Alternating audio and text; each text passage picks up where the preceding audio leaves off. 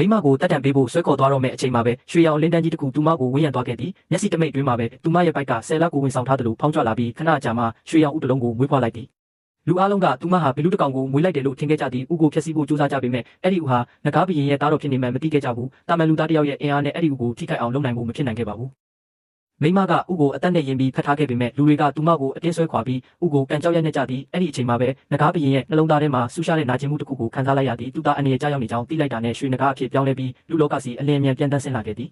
တစ်ဖက်မှာတော့အရိုက်နဲ့တန်ကြောက်ဥကွဲသွားပြီးကလေးငယ်တစ်ယောက်မွေးဖွားလာခဲ့သည်မိခင်ကကလေးကိုပြေးဖက်လိုက်ပေမဲ့လူတွေကကလေးကိုသူမရဲ့လက်ထဲကနေအတင်းလူယူသွားကြသည်